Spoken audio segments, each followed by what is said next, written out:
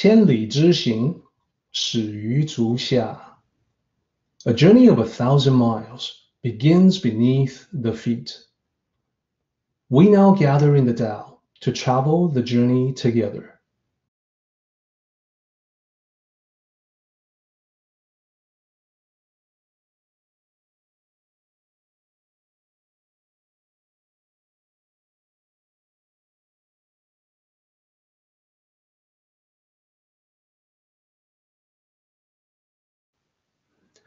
So 15, what we did previously was that we divided up the chapter into 4 sections, as you can see here. We have a first section on top that starts out talking about the Masters of Antiquity. This inspired an excellent question, which I'm going to start today by answering. Get to that in just a minute. Following that, in the second section, we have descriptions of the Masters of Antiquity. You know, what they were like. What are they like as people? What are they like as Dao cultivators? So the idea is by understanding how they behaved, we can emulate that behavior and become closer to mastering the Dao ourselves. Then in the third section, it talks about how the result of appearing like the Dao masters and their own practice, their own cultivation, leads to being able to gradually clarify Dao teachings, to be able to quiet down, to be able to stop, slow down, and then reflect upon life, to understand, to gain wisdom, and indeed to come alive. And then last section, we didn't get a chance to talk about previously. We didn't have the time. Today, we will definitely get to the last section. So where we left off was line 16. So today, we'll be covering 17, 18, and 19. What I would like to do, though, because of the importance of this chapter, is to give everyone a recap of what we have talked about, including an excellent question that was raised. So starting with that, here's the question. Hey, how come in line 1, there's no Dao character? That is an excellent question and refers to the Chinese part, the Chinese text. So line 1 says, 古之善为士者. 6 characters, and if you were to scrutinize the 6 characters, you realize that, well, I've translated that as the Dao Masters of Antiquity, so Dao should be there someplace. But the character for Dao does not appear as one of the 6 characters. Why? How come? And if you were to look further down in line 17, you'll see the character for the Dao as the 3rd character in line 17. Now that one is translated, you can tell where it says, one who holds this Dao does not wish to be overfilled. So that character for Dao is translated as Dao in English. So I am usually such a stickler in being very precise, adding nothing, skipping nothing from the original. So how is it that I have Dao here and there's no Dao here? Excellent question. So the quick answer that I provided before was that it is implied and it's something that we can see in the commentaries.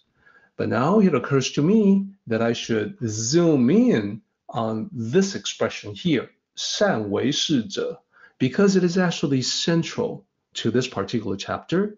It's the crucial key to it all. When we talk about this being or these people, these people from ancient times who are referred to as 善为士者. So previously, when I talked about these people from ancient times, that is ancient to Laozi, the author of the Dao De Jing, I wanted to dive into the explanation as to who they were. So pointing out last time that Lao Tzu was not referring to his contemporaries or the people who came after him. Obviously, he would not know who the sages were that would come after him. He was not talking about people who studied the Tao at the same time that he was.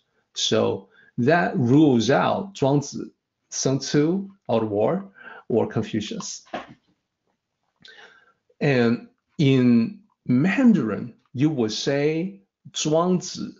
That's the correct pronunciation for what we call Chuangzi, Zhuangzi, Sunzi, and Kongzi. So Kongzi, Confucius, has a name that's different from the others. It's actually a Latin name. This goes back to the original days when European missionaries first arrived in China to do their missionary work, interacting with the locals, the ancient Chinese. They came into contact with the teachings of the person we know as Confucius very quickly. So they learned about Kongzi before any other sages.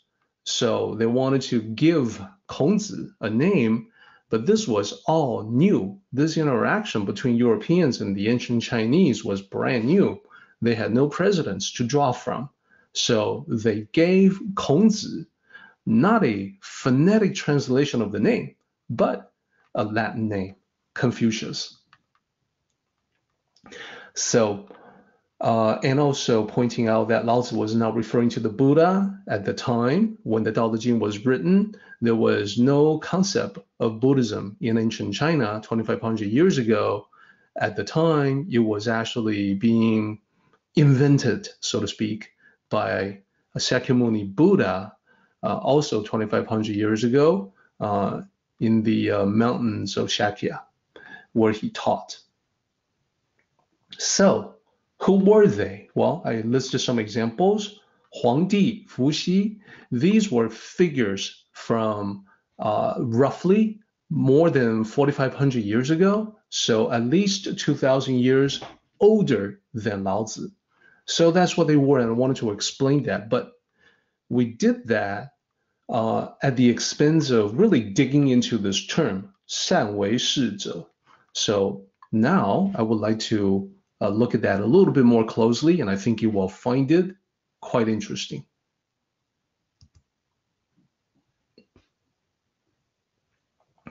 So zooming in on this particular line, let me break it down for you one character at a time.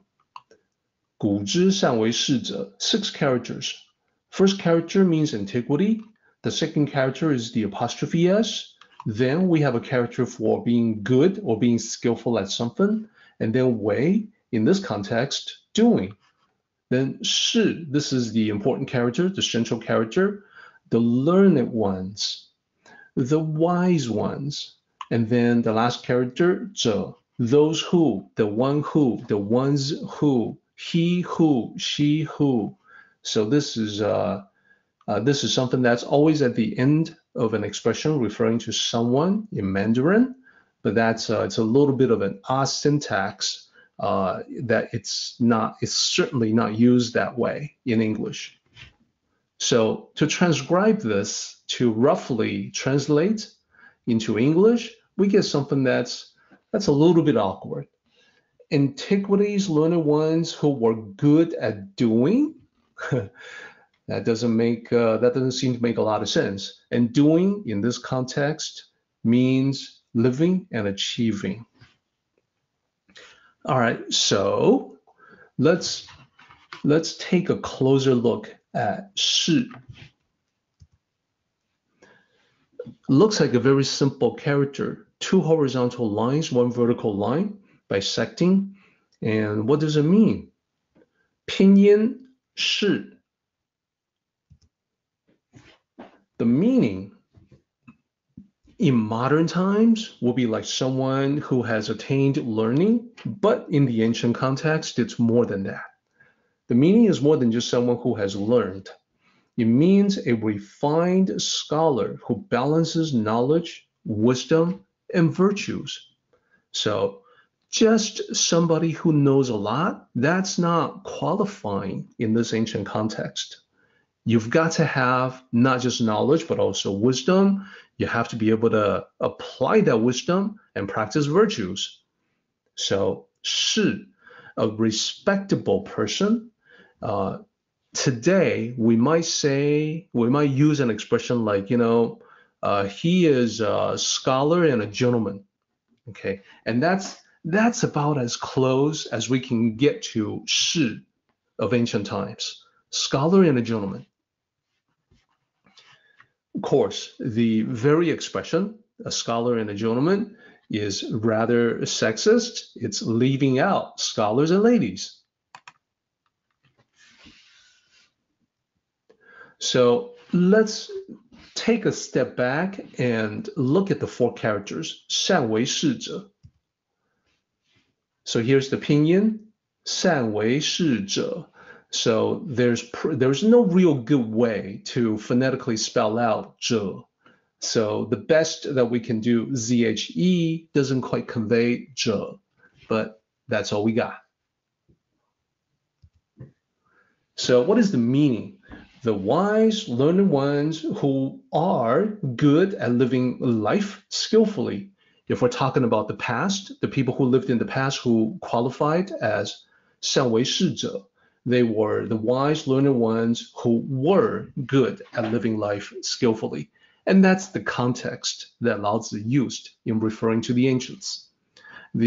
So to us, these are the ancients of the ancients. Lao Tzu is ancient to us. These guys are ancient to Lao Tzu.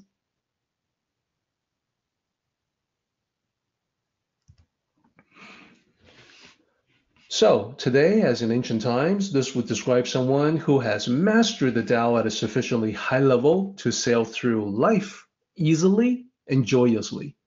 So that is the reason why the translation turns out to be the Tao Masters of Antiquity. The reason is, if we try to use the meaning, the wise, learned ones who were good at living life skillfully, that would make the translation impossibly long. It would take away from the concise feel of the original. So rather than to translate literally, this is a bit of a poetic license to get more directly at the meaning that it was trying to convey, a Tao master.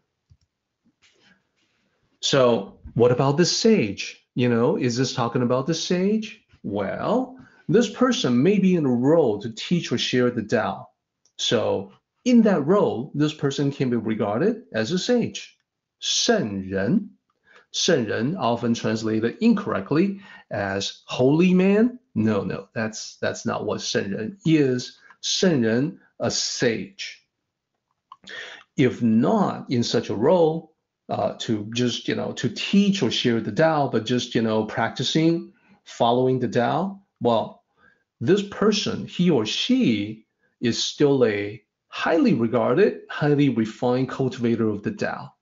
So Tao master is a broader term than a sage. It can be inclusive of sages, and all sages are masters of the Tao. Hopefully that makes sense.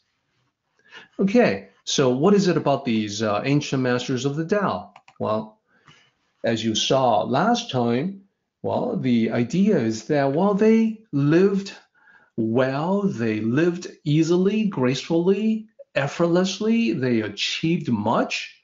How is that possible? How did they do it? What was their secret?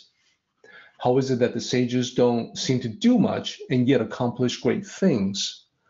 Then what Lao Tzu wrote was that, well, we don't really know directly, but we can get closer to it by observing what they did. So that was the primary section. The second section is the central section that tells us the characteristics of these ancient masters of the Tao. So what I wrote last time as a very brief and really incomplete summary of that section was they tend to be observant and mindful in everything they do. They are quite serious, but also humorous, open, and easygoing. So This was in the past tense before to be in keeping with the spirit of what Lao Tzu said, but it applies in modern times as well. Now, here's something that I want to point out that's really interesting to me. I want to ask everyone to take a look at section 2 and tell me how many lines do you see? How many descriptions? How many characteristics from line 6 to line 12? Not a trick question. I think everyone can see that 1, 2, 3, 4, 5, 6, 7. So we've got 7 of these. Well, let me depict it another way to show the pattern. The character that I highlighted, that is the same in all 7 lines. That's the ancient Chinese character for a pause or a comma. So today in English, it will be a punctuation mark, a comma. So now by highlighting that second character from all 7 lines, you can tell that this is really forming a pattern. So for those of you who have followed my previous talks, there was another chapter from some time ago that was also showing 7 things. Indeed, 7 virtues. And I wonder if that's starting to ring a bell or jog some memories. I won't keep you in suspense. Let me share with you what that was. The previous set of 7 was from chapter 8. So in chapter 8, what I've done is that I've taken what is also the second section of that chapter and highlighting also the second character of a series of lines from line 5 to line 11 for the 7. That character that I'm highlighting said, well, it's the same character that we're looking at in chapter 15. It means good or skillful, good at something. Here, it's translated as right or great. But the point is, there are 7 of these, and these are all talking about water. So in chapter 8, I talked about these as the 7 virtues of water. So here's a look back on chapter 8, and I listed out the 7 descriptions using poetic imagery is talking about these virtues that are consistent with Dao sages and Dao cultivators, and these are the virtues to practice. So those are the 7 virtues of water. So what about the 7 that we have here in 15? Well, let's take another look at them, find out what they are. So on top, you will see 善为士者. We want to talk about the 7 characteristics of Shi, the Dao master. So previously, we talked about how it's inexplicable how 善为士者, those who were masters of the Dao, were able to seemingly do so little yet accomplish so much. So wanting to learn from them, we observe their characteristics, that is what we can see. So the first one is using the visual metaphor, like being very cautious in walking across a frozen river. The character that's translates to hesitant, which has a bit of a negative connotation. So if you think about it, we say things like, he who hesitates is lost. But in the original Chinese, it's actually a positive connotation. So the word hesitant is still the closest English equivalent to the original Chinese character, but there's a lot of missing nuance. So let's explore what those missing nuances are. So the translation hesitance doesn't quite convey the feeling of the original. And the original contains this idea of mindful awareness. That is, being appropriately cautious, like watching where you are going, making sure of your next step before you actually take it, etc. Looking before you leap. So the ancient Dao masters, they always know where they are, what they are doing, or what their next steps should be. Now, because of this awareness, they're able to keep themselves on solid ground. That is, they won't accidentally plant their foot down in a place on the frozen river that is where the ice is too thin to bear their weight, so they will crash through and drown. So that is the first characteristic of a Dao master. The Dao master is always mindfully aware. The second one is fearing for neighbors, meaning conscientious.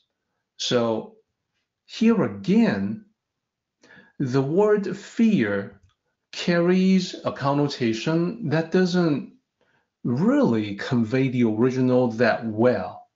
So I'm very grateful for the opportunity to have this time, this chance to explain in detail to you guys. By signing up for this course, you indicate your great interest in the original meaning, the authentic, true meaning of the Tao Te Ching. I'm grateful to be able to explain. So the original text describes someone who's consistent in words and actions, regardless of setting or circumstance. They look like they are worried about being watched by neighbors, but there's actually not a whole lot of worrying involved.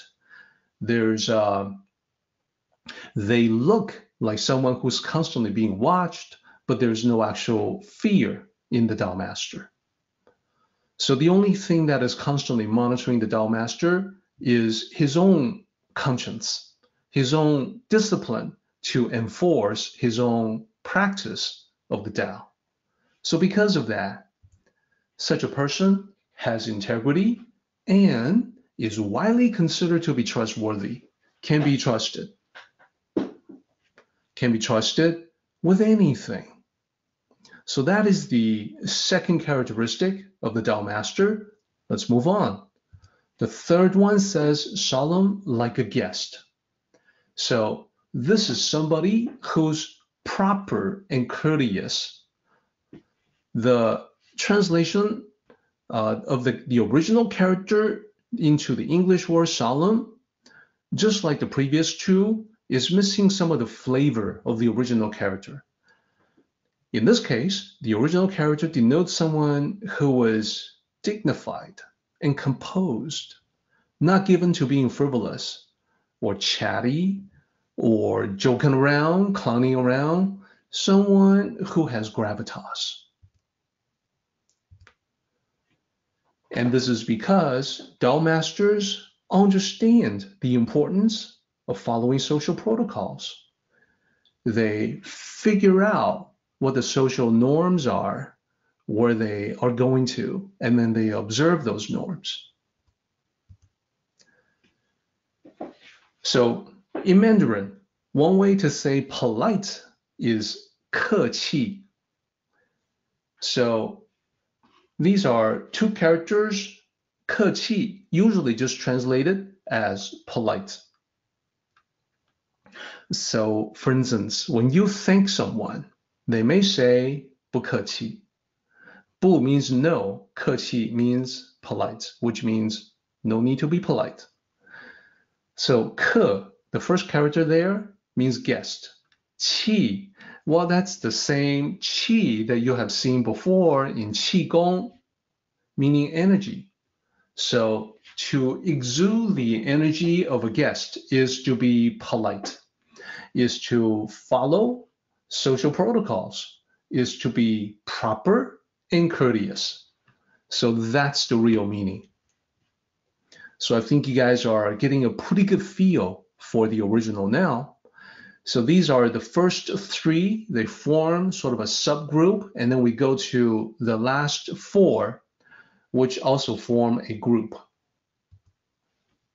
4, like melting ice. So in the original, in the time of the writing of the Tao Te Ching, China had been an agrarian society for already thousands of years, several thousand years. So the changing of seasons was of importance to the ancient Chinese. And in this particular case, what is being evoked is that when you are transitioning from winter to spring, the ice that formed during the colder times of the winter, they begin to melt into to water. So as spring air surrounds the land, things are warming up. So like melting ice, it's describing the feeling at that time. When spring comes, it is warm, it's melting the ice, everything is loose, relaxed, comfortable. So that is the context of the original. This is applying that context to personal interactions.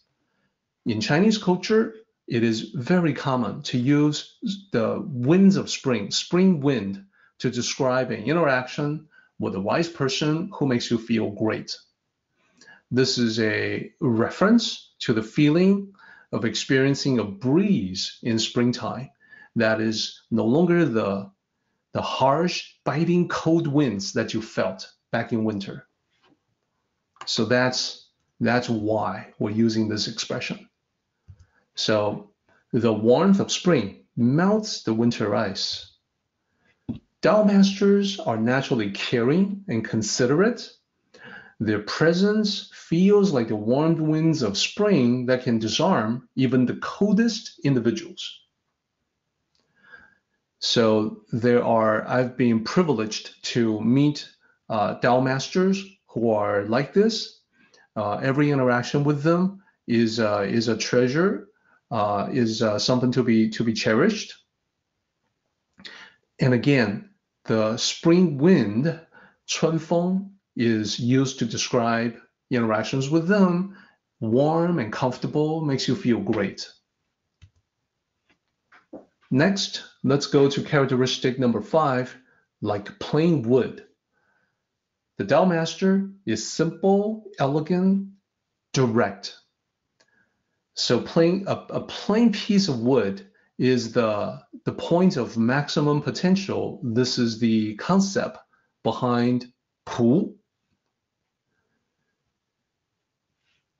When applied to life, to be simple, to be simplistic, to be even minimalist at some points, the key, which we will see again later on in this chapter and also throughout the Tao Te Ching, is to always focus on just enough and nothing more. That is, not too much and not too little, just the perfect amount or the perfect point of equilibrium. This applies to everything. So, for instance, words. Speaking not too little, not complete silence, but also not too much, not too chatty. Just enough words to do the job of conveying what you mean to say. Same with actions. Don't do too little, that's inaction. That perhaps is a reflection of apathy. And don't do too much. That really just gets you in more trouble. So do just enough and nothing more, the point of equilibrium. So I think we all know from personal experience, it's not that easy. And this is where experience and skill in living life will make a huge difference. So to kind of sum that up, Dao masters embody the pool concept. They prefer simplicity in everything they do and would often use a minimalist approach. Characteristic number 6, like a valley, open, accepting, and nurturing. This is very important, especially today, in our world today. It is very important that you keep this in mind as you encounter various people. Are they tolerant of those who are different from them? Can they encounter other people, accept other people with an open heart? Well, sometimes that's not the case.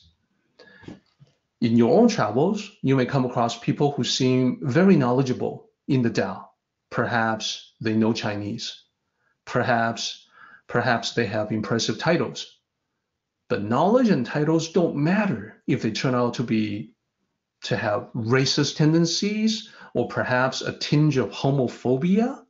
Well, if that is the case, then regardless of the amount of knowledge or titles, they're ignorant. They're ignorant about the world, and they don't really know the Tao.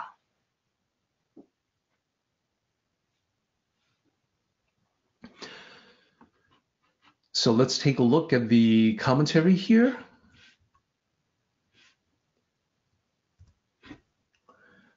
So the valley sustains myriad living things in a similar way.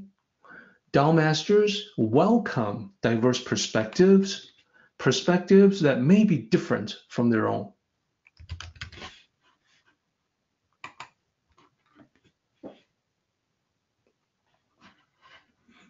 Let's move on to the next characteristic, which is the final characteristic.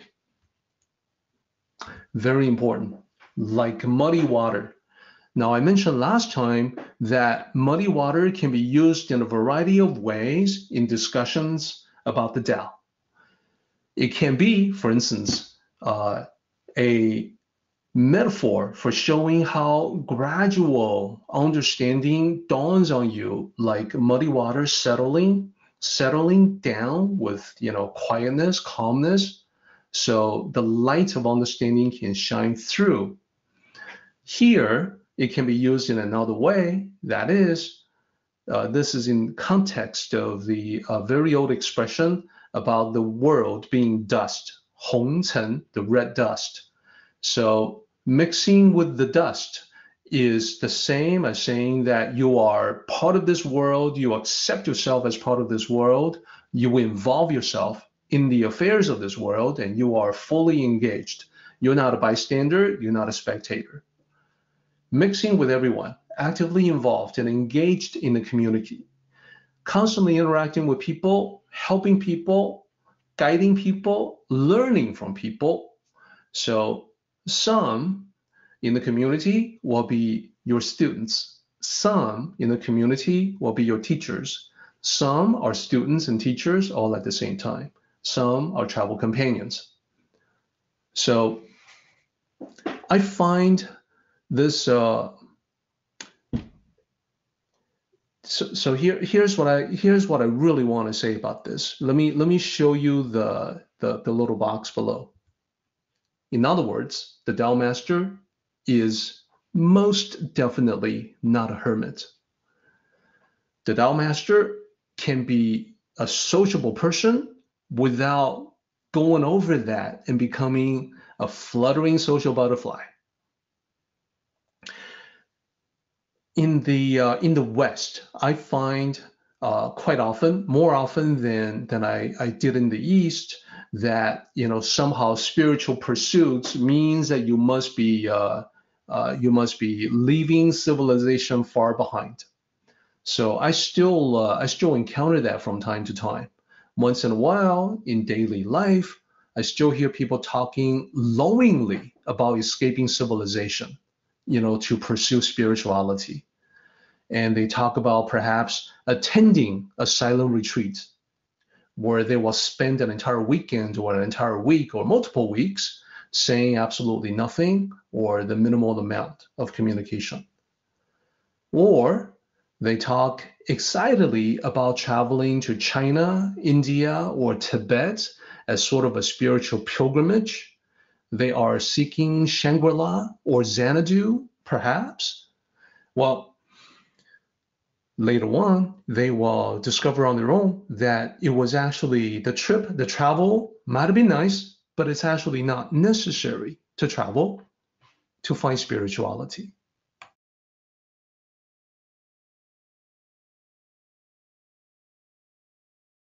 So, I would like to ask everyone to take a look at these 7 characteristics. Look at the blue text. Somebody who was mindful, conscientious, proper, courteous, warm, loose, relaxed, simple, elegant, direct, open, accepting, nurturing, and someone who's mixing with everybody else, actively involved, actively engaged. Question. Can you visualize such a person? What do you think? Do you know such a person? Or perhaps someone who's close to it? If you have a good pastor in your local congregation, perhaps the pastor qualifies as such a person.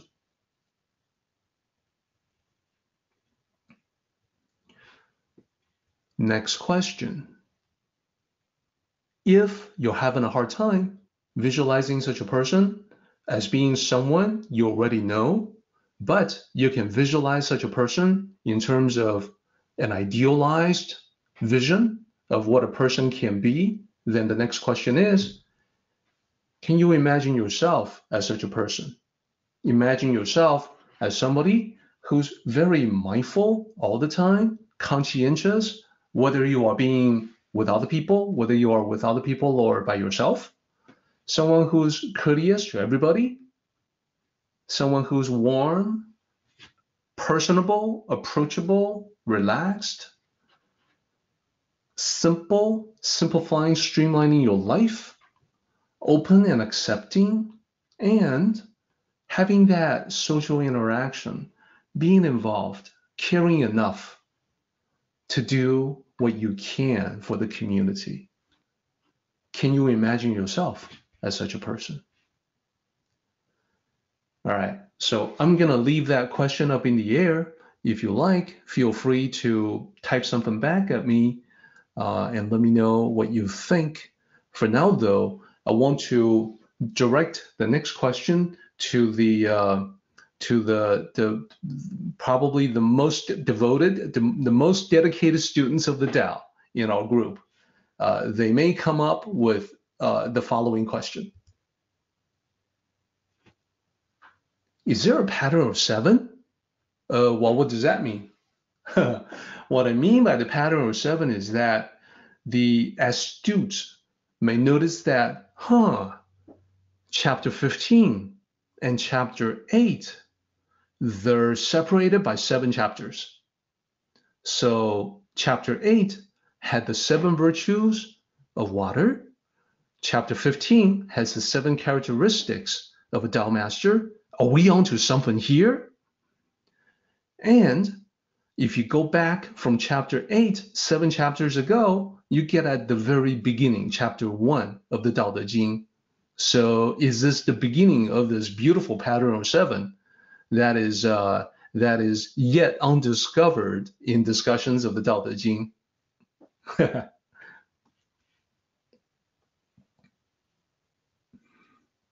So the answer is, if there is a pattern, it's not very obvious. So I certainly can't see it.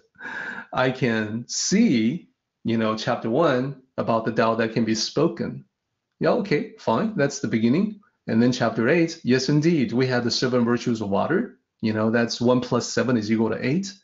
8 plus 7 is equal to 15. We get to the 7 characteristics of a Tao master. So far, so good. So what's beyond 15? Well, 22. 22 doesn't have a list of 7 anything. It's yield and remain whole talking about being flexible in the face of adversity. And then 7 beyond that, well, okay, kind of. There are, in chapter 29, there are 4 lines on all things. All things this, all things that. And then following that, there are 3 lines on the sages. So that's kind of 7, but it's not an explicit list of 7, like 8 and 15. 36, no sign of 7 anything. 36 is 29 plus 7. There's the, if you want to expand something, you shrink it first. If you want to strengthen something, you weaken it first. Those are, very sound advice, very applicable to daily life, but no 7 anything in there. Adding 7 to that, we get to 43. Well, okay, the original Chinese chapter 43 can be written as 7 lines. For the sake of translation, I had to break one of the 7 lines into 2 lines for English, but the original can be written as 7 lines. So there's a 7 in there. And adding 7 to that, we get to 50. Followers of life, followers of death. What it says is followers of life, 3 and 10. Followers of death, 3 and 10, etc. So 3 and 10 is of course temptingly close to 7 because there's 3 plus 7 is 10. So is that a hidden 7 in there? Well, I don't know. It's not very obvious. If that's so, I'm forced to conclude that from 1 to 8 to 15, probably just a coincidence. And whoa, line 57, chapter 57 contains 7 lines about chaos in the world. So perhaps it's just a subtle pattern.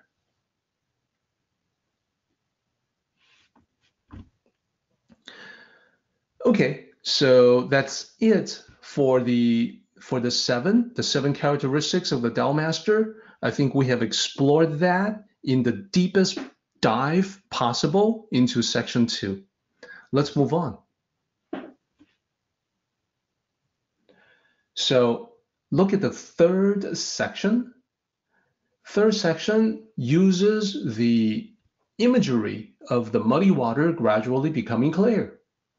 And that can be referring to bettering yourself gradually over time, like becoming slowly understanding better and better the meaning of the Tao. It can also be clarifying your own purpose in life gradually.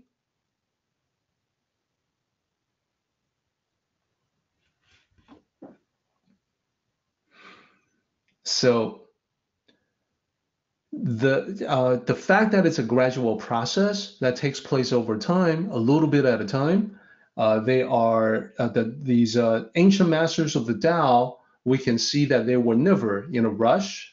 So for them, Tao cultivation is something that they do a little bit at a time.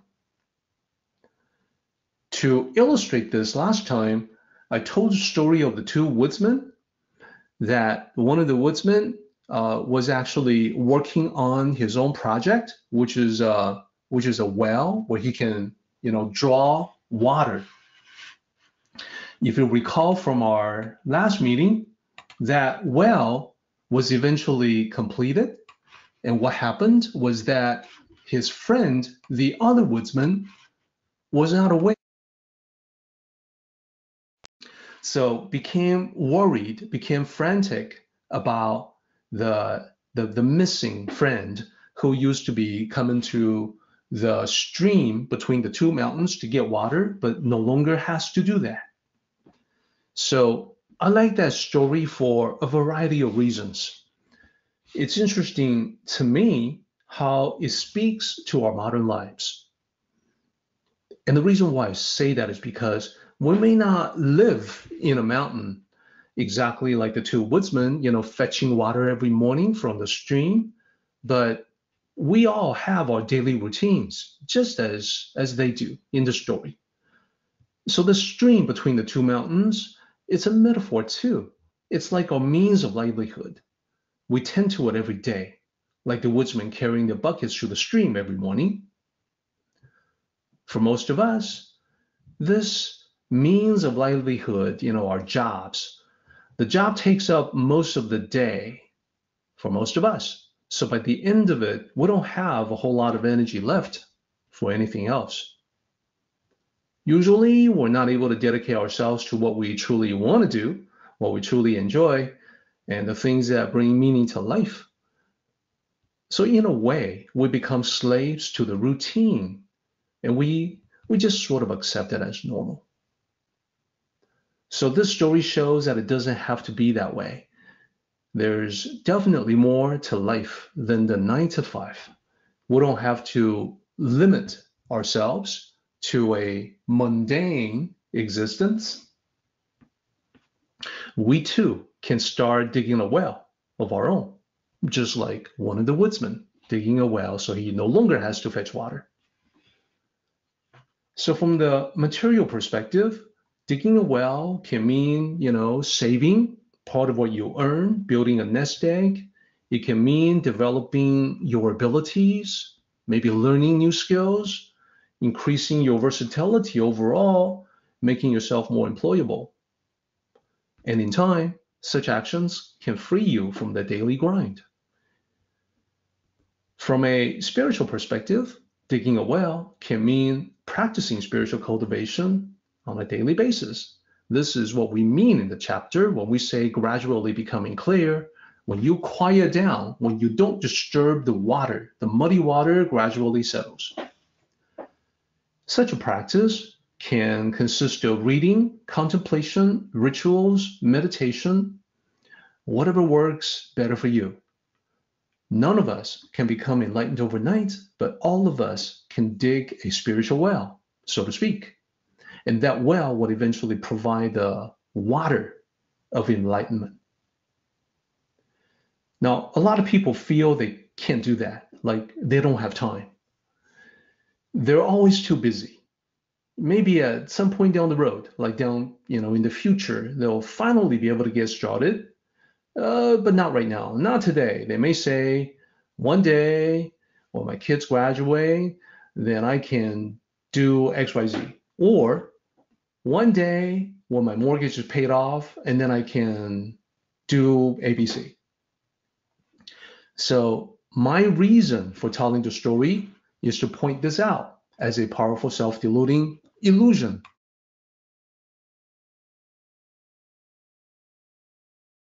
When you reached one thing, the graduation of your kids or mortgage being paid off, that milestone is replaced by something else. High school graduation is replaced by college graduation. Mortgage for the current house is replaced by mortgage for another house. So one day never actually arrives. And not having the time today means not having time 10 or 20 years down the road. So think about that.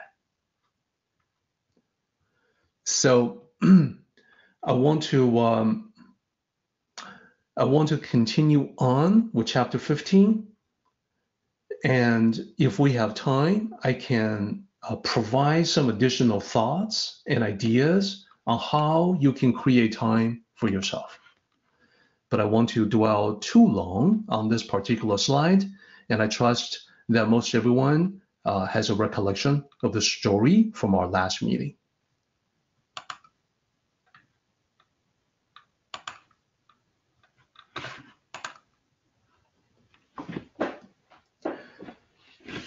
So as you recall, we still have 3 lines to finish going over in 15, and then we can call 15 complete.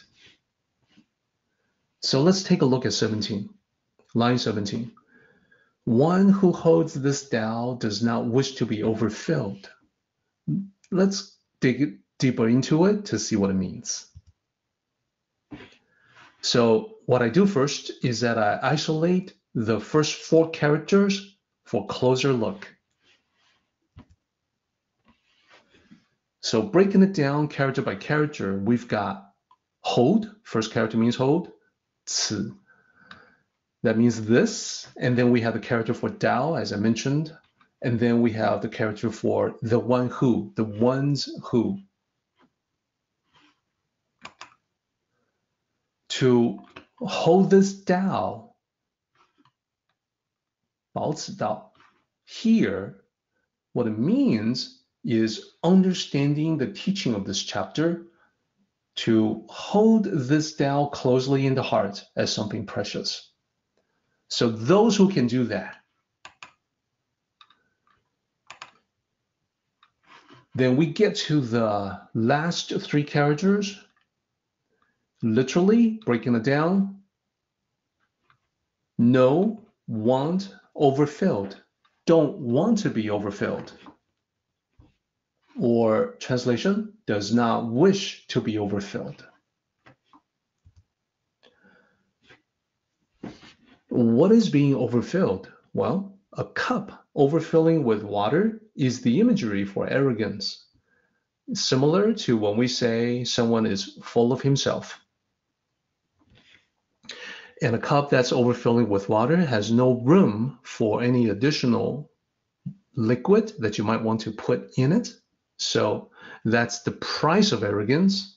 You end up learning nothing new. Another way that overfilled can be used is as a general metaphor for excess. Having too much. When you have too much, it's not something that you can use anyway. It just goes to waste. So a general metaphor for excess. Let's continue on.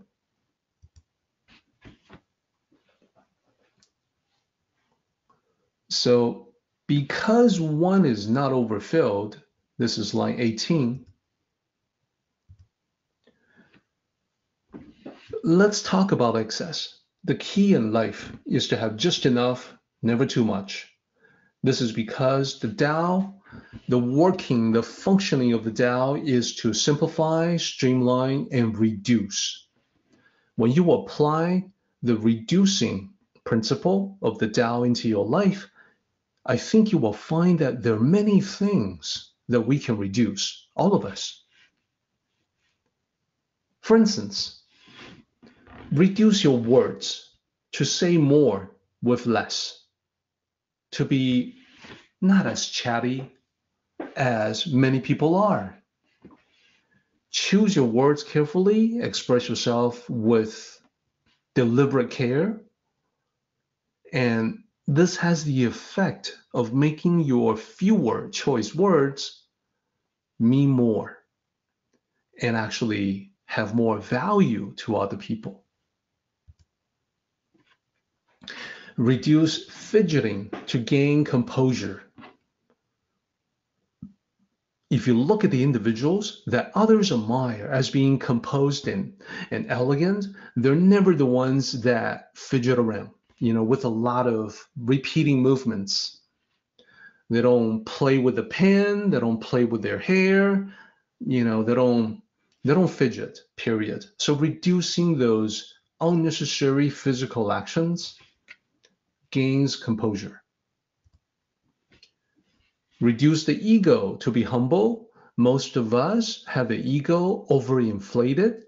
It does us good to reduce it to a manageable size. Reduce contention to have more peace. So contention, aggression, this is what makes us, spoiling for a fight, so to speak. Wanting to pick a fight with other people or perhaps an argument. And I do see this online as well. There are those among us who want to be provocative, who want to provoke a quote-unquote debate, actually an argument, an ego-furthering argument online. Well, you got to take a closer look at that and reduce your ego-centric desire to have that contention, to be able to prove that you were right, to be able to prove that you are the better debater, that you are more knowledgeable, etc., to draw attention to yourself. reduce emotional baggage to be free from the past. So a very necessary thing, perhaps easier said than done, but it's something that we all have to do so we don't relive the past. We don't relive a moment of regret. That we can move on and do better things. Reduce physical clutter to regain space, something that we have talked about quite a bit. And that's it's definitely a movement that's taken off. There's a whole bunch of videos now online about living the minimalist life. I can definitely see that the time is coming where the teachings of the Tao will become much more embraced, even though it may not quite go by that name. People may not call it the Tao. They may call it something else. I don't know, the Marie Kondo method, something. Lastly, reduce complexity to live without worries. This is because the more complex we make things, the more worries we have, the more we're anxious that something will go wrong. So there's a great deal of benefits to avoid excess and to reduce, to get everything down, to decrease everything down to a manageable level. That's one of the secrets of the Tao Masters, to be able to live life much more easily, to sail through life gracefully. Okay, let's cover the last line.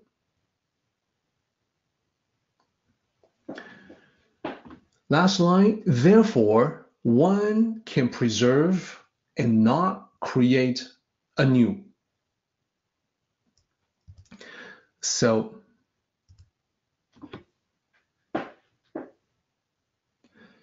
first, I want to break it down by character.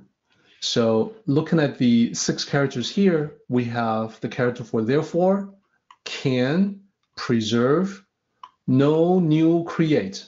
Now, if you were to join them together, you won't be able to make a sensible sentence out of it. Therefore, can preserve, no new create. So we have to do a little bit more. We have to understand. First, let's take a look at the 3rd character, to preserve. In this context, that character means preserving the Tao in your life by holding on to the basics, by being practical and down to earth. In other words, living the simple life. Preserve the Tao. Not create anew. This is another one that's oftentimes misunderstood or mistranslated. Not create anew, it doesn't mean to restrain your creativity. The original context, what it meant was having no need to draw attention to yourself. By saying or doing something unusual, something strange, something that's designed to draw attention. So in other words, Tao Masters will not be the ones to make a scene or create controversy. So if you think about how this applies to our lives today, well, the Tao Masters would actually embody the very opposite of today's reality show culture and the politics of outrage. It's all about controversies attracting attention. Okay, this is excellent progress we're making today. We're now ready to do the paraphrase of Dao De Jing 15.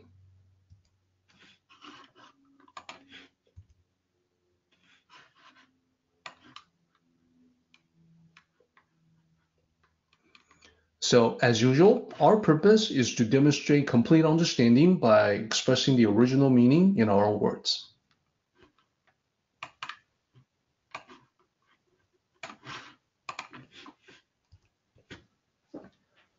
So once again, we start out with a section on the Tao Masters of Antiquity about how they're difficult to understand. So, and then we have no choice but to look at the appearance to figure them out. So this is what I would offer as the paraphrase.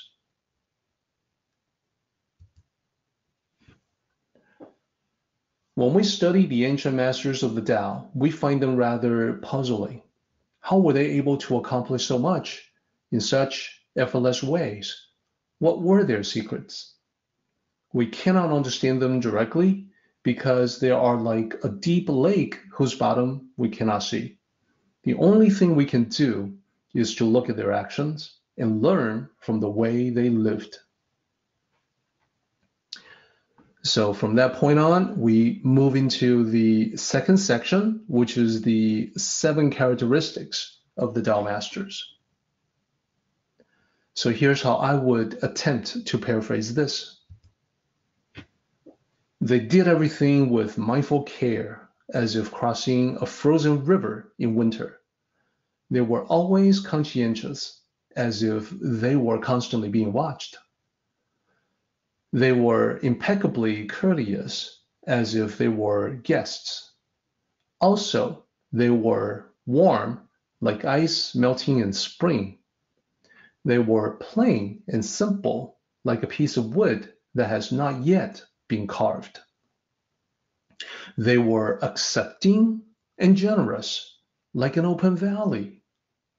They mixed with everyone, like sand mixing with water.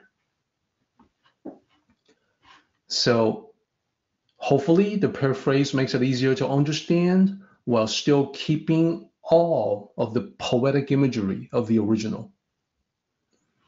So then we move to the third section, which is about muddy water gradually becoming clear after you desist from movements, from chaos. Then we have serenity that gradually comes alive. So here how I would attempt to depict that in the paraphrase. Who can emulate these ancient masters to quiet down, cultivate the Tao, and clarify their understanding like muddy water clearing up over time? Who can be like them to integrate dynamic actions with serene mind in order to live life more fully every day?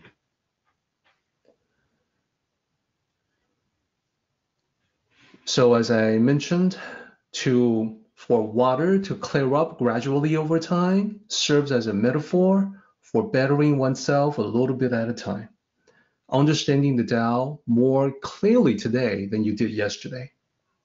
So I'm going to have more to say about that, which also ties into 2019. If you recall, previously we talked about having a plan for 2019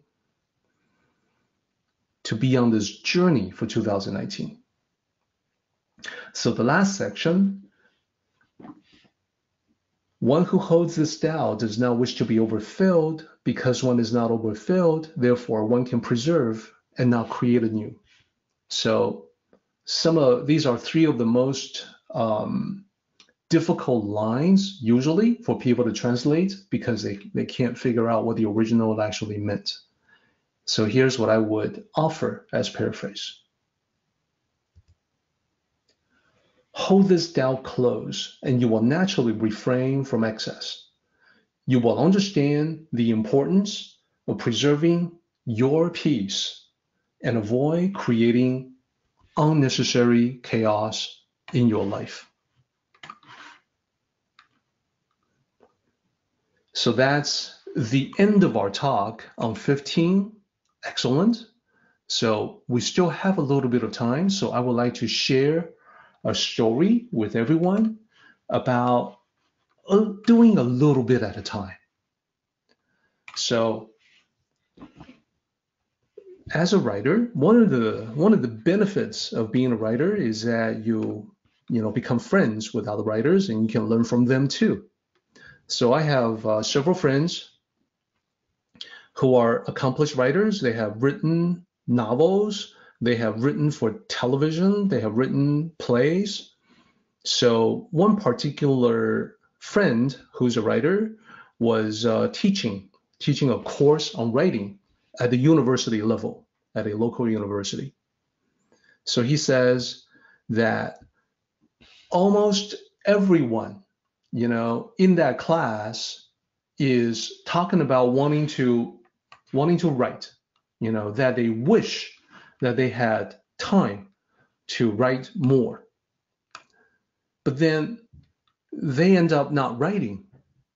He taught them that, well, the key to becoming a writer, a better writer, possibly even a great writer, is just to write a little bit every day. But then his students come back with complaints. The most common complaint was that the students were lacking time in their lives. It came up again and again, everything. Work, play, family, rest, eating, everything got in the way. So that's similar to what I hear when I talk about spiritual cultivation. A lot of times people say, well, one day when so-and-so happens, then I can devote more time to spiritual cultivation. As I pointed out, that one day never comes. So one particular day, this professor, this author, who's also a professor, feeling kind of sneaky, wanted to try something with his students. So he said this: before I started teaching, I started talking about television shows. I talked about my favorite show and what happened that week, relating it to our writing lessons. The conversation zipped along, and we spoke of character, plot, theme, and other stuff, which are all writing related, but all related to our favorite shows. So he says, I did this until everyone in the class was in on the conversation. Everyone was saying something. Then, he says, I dropped the bomb. He said, everyone in this class watched at least 3 hours of television last week. Everyone in this class. That means every single one of you had time to write. Now, let's look at the lies you tell yourself to keep yourself from your dreams. So the students were embarrassed, angry, and startled, but they were caught. And it was true. They all said that they had this dream of becoming a writer, and yet they could not do the basic things that would turn them into such writers. And there were lies that they told themselves about not having enough time. So my friend says, the conversation that followed was the best, the most useful we've ever had. So why do we do this to ourselves? Why do we deny ourselves of the success, love, aliveness we could have? Inevitably, the biggest block is not something outside, it's something inside. The simple truth is that a lot of times we are our own worst enemies. No one could possibly sabotage ourselves as much as we do to ourselves. So remove obstacles. For the writer who was teaching that writing class, what he said was, there's power in writing one sentence a day. So this is something that we can all use in Dowel cultivation as well.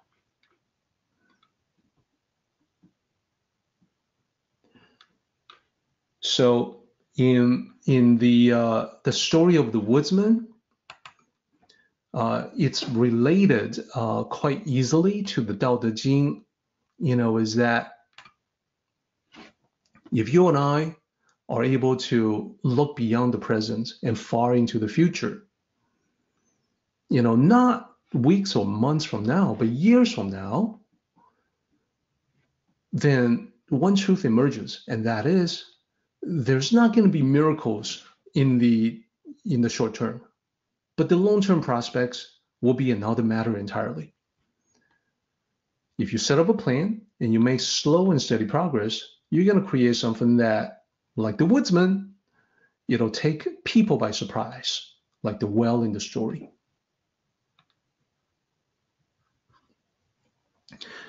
In the Tao Te Ching, it's in 64, in Tao Te Ching, chapter 64, it's described as the mighty tree that grows from a tiny sapling, the tower that's built up brick by brick, and the marvelous journey that's completed step by step, which is the journey that we're all on together right now. So the end results may seem miraculous to other people, but you will know that it's a miracle not of divine origin, but from your application of the Tao. So that takes us to the end of our time today. Let me go ahead and move to the summary.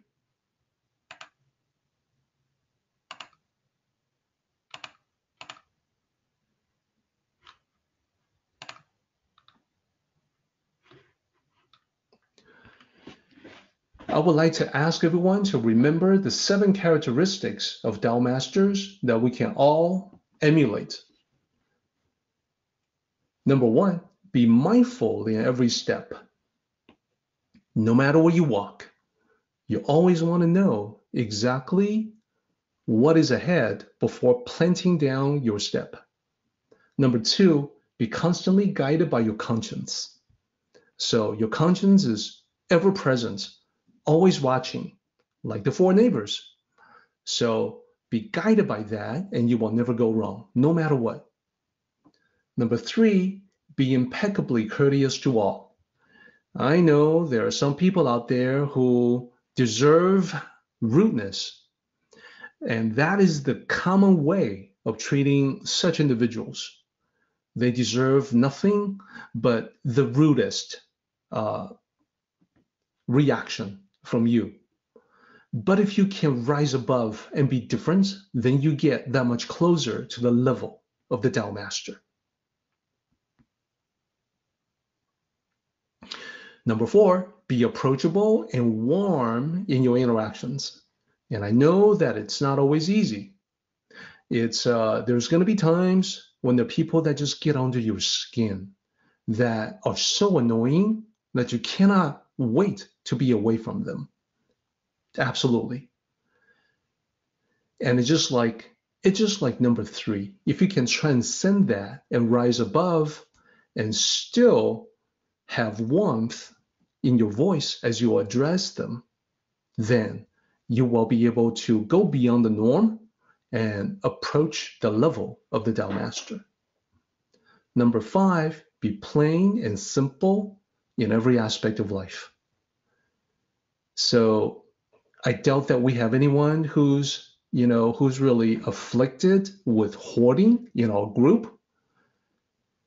Nevertheless, I'm willing to bet that there are all things that we can let go of, things that we can discard and never really miss them. Now, I plan to do exactly the same thing myself because I want to be consistent in my words and actions. I talk about discarding things. Well, that's one of the to-do items that I've set for myself later on today. I'm going to go through some old stuff and hopefully get rid of a few. So be plain and simple, simplify, and discard the clutter that may be taking up too much space in your life. Number 6, be open and accepting of everyone. So the visual imagery is the valley. The stream in the valley nurtures all regardless of who they are. Can we get to that level? Not just the people we consider deserving, but all sentient beings are deserving of our help. Not easy, but I think we can do it. Number 7, be involved in your community. And this is the one that I want to speak on a little more because this is the point that Alex also brought up. He said, this is an open invitation that perhaps, we, having gotten together and shared the Tao today, we move on to the week ahead, we will have opportunities to share the Dowel as well with our social circles, within our individual communities. So the invitation, the challenge is to get more involved, get other people involved. They perhaps will benefit from the Dowel just as you have. So please pass the word on that they too can sample the goodness of the Dowel. Our meeting has come to an end, but the journey continues on. Let us travel safely. Until next time, may the Dowel fill you with peace and happiness.